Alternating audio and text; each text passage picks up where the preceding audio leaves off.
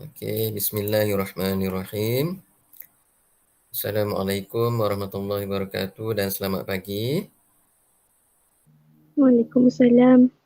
Okey, alhamdulillah hari ini kita masih lagi dapat bersama untuk ASK tingkatan 3 dan masih lagi di bab yang ketiga dan subtopik yang terakhir untuk bab yang ketiga ni iaitu 3.1.7 algoritma bagi gabungan search ataupun sort. Okey, jadi sebelum ni kita dah bincang apa dia search dan juga sort lah untuk algoritma kan. Okey. Ni dia gabungkan search dan juga sort lah untuk algoritma ni kan. Okey. Seperti mana kita dah belajar sebelum ni, algoritma tu dia satu langkah-langkah untuk uh, penyelesaian masalah kan. Jadi algoritma ni boleh diwakilkan melalui dua cara. Yang pertama, melalui pseudocode dan juga syarat alih lah. Okey, ni dia algoritma apa? Bagi gabungan lah, gabungan search atau sort. Okey. Okey, kita tengok Selain menggabungkan teknik search dengan teknik sort ni, gabungan satu teknik syarian dengan teknik syarian yang lain dan gabungan satu teknik isihan dengan teknik isihan yang lain sering dilakukan untuk menyelesaikan pelbagai jenis masalah lah dalam kehidupan seharian kita. Ya. Itu dari segi istilah lah ataupun daripada buku teks yang kamu dapat lihat kat situ Okey, sebelum tu ni dia punya standard pembelajaran dia. Okey, diharapkan selepas ni kamu dapat menghasilkan algoritma melibatkan gabungan teknik search atau sort. Ni simple je kan?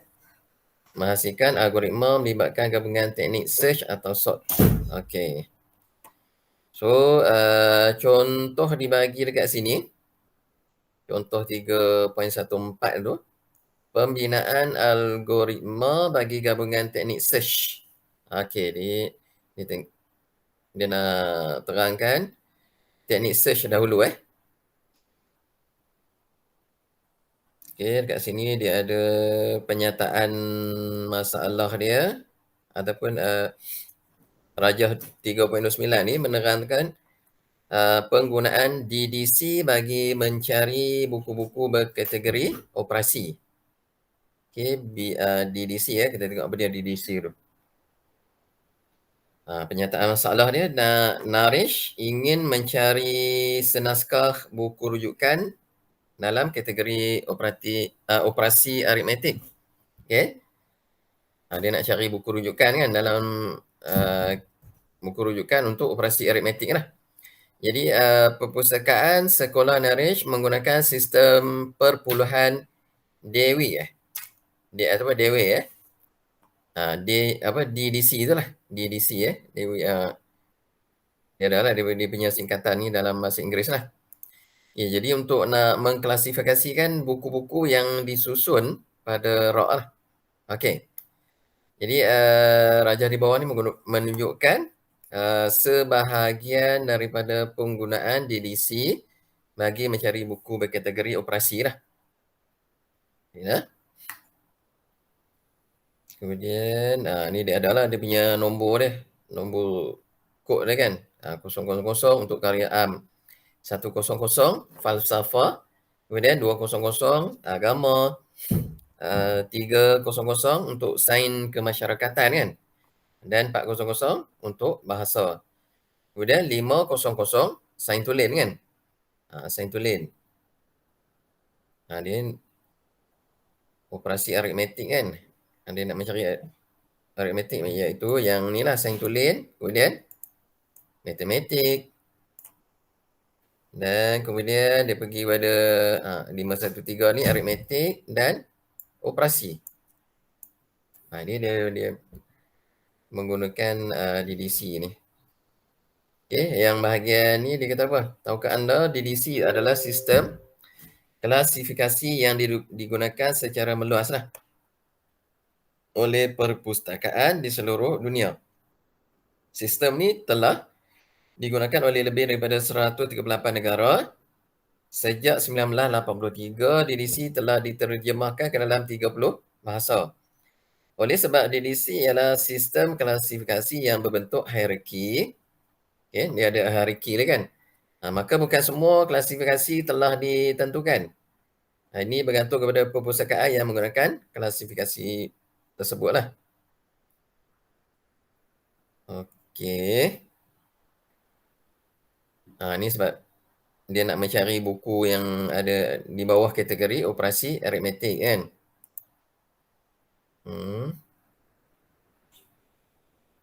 Okey, ni dia ikut nombor siri kan, 000, 100 semua ni.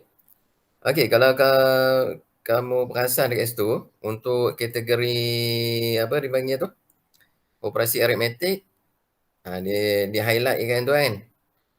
Yang gambar yang pertama tu untuk sains tulis tu 500 kan. Kemudian matematik 510. Kemudian untuk aritmetik 513 dan operasi 513.2 kan.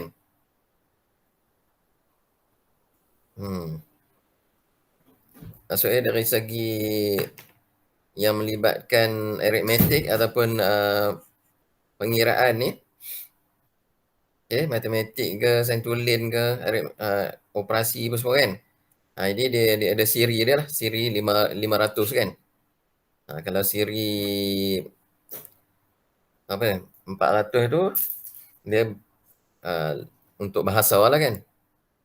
Kalau 300 untuk sains kemasyarakatan. Kalau kau perasan dekat situ lah. Okey. Isi lah. Sistem perpuluhan, tu dia punya keyword dia lah. Okey, Rajah 3.30 ni, dia menunjukkan algoritma lagi bagi mencari buku berkategori operasi pula. Okey, bagi buku berkategori operasi. Ini algoritma ni maksudnya jalan cerita lah, ataupun langkah-langkah untuk nak mencari buku yang berkategori operasi. Okey, langkah yang pertama, dia masuk ke perpustakaan kan. Kemudian langkah yang kedua, lihat carta DDC. Carta DDC yang dipaparkan lah kan, DDC macam ni kan. Kemudian cari nombor rak berlabel 500 untuk sains tulis. Inilah 500 sains tulis kan. Kemudian pergi ke rak berlabel 500. Lepas kita tengok carta tadi kan. Okey, kita tengok yang kod 500 untuk sains tulis. Lepas tu kita pergilah ke rak berlabel 500 tu. Okey, untuk sains tulis. Kemudian kita cari bahagian berlabel 510 untuk matematik tadi. Kan, 510 matematik. Kemudian cari bahagian berlabel 513 untuk aritmetik. Dan 513.2 untuk operasi. Kan? Semua di bawah rak 500 lah. Ataupun 500 tadi kan. Kemudian dia ada pecahan dia. Okey. Ataupun dia dah susun lah untuk khas untuk buku-buku yang bersiri 500 tadi kan. Untuk matematik, yang pertama sains tulis, kemudian matematik, aritmetik dan operasi. Kemudian cari buku yang dikehendaki. Okey. Di bawah sains tulis, buku apa kita nak cari kan. Dan yang lain-lain tu pun samalah, matematik, aritmetik dan operasi tu. Dan tamat. Okey, ini adalah algoritma bagi mencari buku berkategori operasi. Okey. Operasi kan. Okey, jadi berdasarkan algoritma di atas ni, kalau dapat diperhatikan bahawa gabungan dua jenis teknik carian digunakan. Okey, Naresh menggunakan binary search. Binary search kan kita dah belajar di awal bab yang ketiga ni. Okey. Jadi kita nak mencari rock berlabel 500 kan. Jadi sign to lane kerana terdapat lebih 900 label pada carta DDC tu. Kemudian Naresh menggunakan linear search untuk mencari bahagian berlabel 510. Mula-mula tu dia guna binary search. Kan? Binary search, kemudian dia guna linear search untuk nak mencari bahagian berlabel 510 tu. Okey, jadi matematik berlabel 510, kemudian matematik kerana bahagian ini berada di rak 510 tu untuk matematik lah kan. Okey. Bahagian ini berada di rak pertama bagi label 500. Okey, seterusnya untuk mencari bahagian berlabel 513 iaitu aritmetik, Naresh menggunakan binary search. Kerana bahagian ini berada di tengah-tengah label di antara 510 hingga 519. Okey. 510 dan 51 hingga 519 lah. Kemudian Naresh menggunakan linear search. Linear search untuk mencari bahagian berlabel 513.2 iaitu operasi lah. Dan seterusnya mencari buku yang dikenaki lah. Okey. Setakat tu boleh faham tak? Senang. Boleh faham tak macam mana dia ni? Algoritma ni. Boleh. Okay, dia menggabungkan lah binary search dan juga linear search kan. Maksudnya dia nak mencari buku tu, dia menggunakan teknik carian yang sesuai lah kan. Kalau binary search ni rak berlabel 500 kan, kemudian dekat sini dia kata ada lebih di 900 label. 900 label ni kalau nak cari satu-satu susah kan. So dia menggunakan linear search pula untuk 510 kan. Iaitu untuk matematik lah. Sebab bahagian ni berada di rak pertama, di bahagian label 500 lah. Kan mungkin dia berada di sebelah lah, di sebelah rak tu kan. Sebab tu dia guna linear search tu. Kemudian dia nak cari apa lagi dia kata? Bahagian berlabel 513 iaitu aritmetik. Aritmetik dia guna binary pula sebab bahagian ni berada di tengah-tengah label kan. Dia tak boleh nak guna search lah. Jadi dia gabungkan teknik mana yang sesuai kan. Bergantung kepada kedudukan buku yang nak dicari tu. Okey. Tu maksud dia lah. Okey, kalau yang ni antara linear search ni, untuk mencari bahagian berlabel 513.2 kan. Itu operasi dan selalu mencari buku yang dia nak tu lah. Okey, itu untuk gabungan binary search dengan linear search. Ni contoh yang kedua pula Tadi contoh yang pertama kan. Macam mana dia nak membina algoritma ataupun pembinaan algoritma bagi gabungan teknik sort Okey, tadi search. Yang ni sort. Search tu cari kan. Ni dia nak susun pula. Sort nak menyusun. Okey, Adila ialah seorang pembantu klinik. Okey, dia dikenaki menyusun fail-fail pesakit.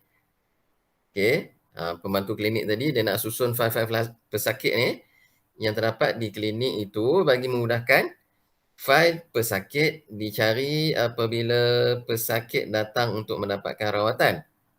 Jadi Adila memulakan tugasnya dengan mengisih. Mengisih ni menyusun lah. Okay? Menyusun fail-fail mengikut tahun kelahiran pesakit. Disusun ikut tahun kelahiran lah. Jadi bagi setiap tahun kelahiran, Adila menyusun fail-fail itu mengikut abjad nama pesakit. Okey, mula disusun ikut tahun kelahiran. Kemudian dalam tahun kelahiran tu diikut abjad nama pesakit pula kan, A to Z tu kan. Kemudian dekat bawah ni Raja 3.31 ni, ni adalah algoritma isihan fail-fail di klinik. Okey, algoritma dia punya jalan cerita lah kan. Okey, yang pertama, langkah yang pertama, dia akan semak tahun kelahiran yang terdapat pada fail pesakit.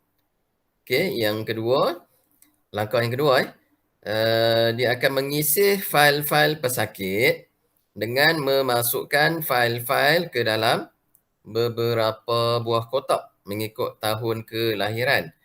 Kemudian langkah yang ketiga, isi fail-fail yang terdapat di dalam setiap kotak mengikut abjad nama pesakit. Ini contoh algoritma untuk nak mengisih lah ataupun menyusun fail-fail yang terdapat di klinik tersebut lah kan. Okey. Jadi berdasarkan algoritma di atas ni, dalam Rajah 3.31 ni, terdapat gabungan dua isihan lah yang berlaku dalam proses Adila menyusun fail-fail pesakit. Okey, terdapat dua isihan. Okey, dalam proses tersebut terdapat gabungan dua isihan dan dua teknik lah. Teknik isihan tu. Jadi Adila menggunakan bucket sort. Bucket sort, okay, dia dimasukkan dalam satu bekas kan. Okey, untuk mengisi fail-fail pesakit tu mengikut tahun kelahiran. Kerana pesakit terdiri daripada pelbagai peringkat umur. Kemudian, Adila menggunakan bubble sort pula. Selepas dia guna bucket sort, dimasukkan dalam bekas tu, dia guna bubble pula kan. Bubble sort ni untuk mengisi fail-fail pesakit yang berada di setiap kotak mengikut abjad nama pesakit. Okey, itu gabungan bucket sort dengan bubble sort. Okey. Jadi yang di bawah ni latihan lah ni, aktiviti apa semua kan. Ini aktiviti berkumpulan ni. Kita nak buat sekarang ni tak dapat lah. Okey. Dah habis lah untuk bab yang ketiga ni. Yang muka surat 107 tu uji kendiri. Ni latihan lah. Okey, kalau ada masa ni boleh buat ni. Ya. 6. Okey, ni rumusan grafik lah. Okey, untuk bab yang ketiga ni ni checklist ni kalau boleh buat ni lagi bagus lah. Okey, kamu boleh tanda lah untuk setiap apa dipanggil ni? Senarai semak ni setiap tajuk ni kamu kuasai ke tak kan? Pada akhir bab ini saya dapat apa? Dapat kenal pasti tak? Kamu tik di sebelah kanan ni kan? Yang kedua mengenal pasti bubble sort dan juga bucket sort lah. Tanda kan? Yang mana yang kamu kuasai, kamu tik di sebelah kanan tajuk tu lah. Okay. Ni ringkasan dia. Pertamina dia. Pertamina ni lagi senang kita nak ingat lah. Untuk rumusan untuk bab ni rumusan grafik untuk pembangunan algoritma. Okey. Kenal pasti. Ciri-ciri bandingkan pengecaman corak, gabungan teknik, search, sort. Ni apa? Ni yang terakhir ni. Tapi dia lebih tu lebih senang kita nak ni. Yang ini kot, membina algoritma kan. Menulis hidup kod, melukis catat alih. Kemudian mengesan dan membaiki ralat. Mengesan dan membaiki ralat pada hidup kod dan juga catat alih. Kemudian ada dua teknik dalam penggunaan algoritma ni, iaitu search dan sort. Untuk search, dia ada linear search dan binary search. Bagi sort pula, dia ada bucket sort dan bubble sort. Ni yang terakhir ni lah. Ciri-ciri dia bandingkan melalui pengecaman corak dan menghasilkan gabungan teknik search dan sort ataupun search atau sort, kan. Ni rumusan untuk bab yang ketiga lah. Okey, ini kalau ada printer, kamu boleh scan lah. Ataupun boleh terus photostat kalau ada yang function 3-in-1 tu kan. Kalau nak lukis pun lagi bagus lah. Kan, kamu akan ingat lah. Okey, untuk mind mapping ni ni lebih senang untuk kamu nak ingat lah. Kalau buat dalam bentuk mind mapping ni. Okey, untuk hari ni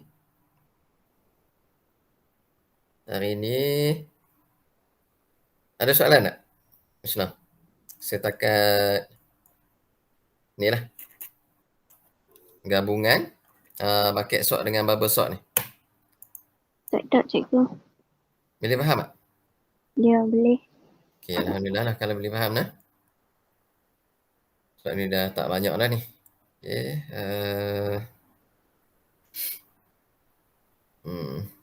satu topik je untuk hari ni Okay. InsyaAllah minggu depan kita akan sambung bab yang keempat lah.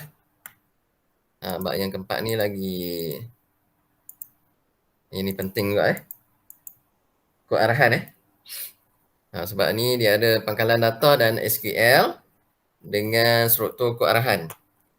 Okay, sebab nanti bila kamu naik ke tingkatan 4, tajuk yang sama. Okay, tingkatan 4 pangkalan data dan SQL. Tingkatan 5, kamu akan belajar pangkalan data lanjutan lah. Ini sebab tu penting tajuk ni. Tajuk yang keempat ni ataupun bab yang keempat. Okay, kita nak buat pangkalan data lepas ni. Apa dia pangkalan data, apa dia SQL kan. Ni lagi menarik lah. Okay. Pangkalan data, okay. Sistem file, sistem pangkalan data kan. Kita nak tengok sistem file secara manual, sistem file secara elektronik, apa beza dia kan. Ataupun ciri-ciri dia. Kita akan tengoklah lepas ni. Dari segi fungsi, kebaikan, kemudian contoh kan.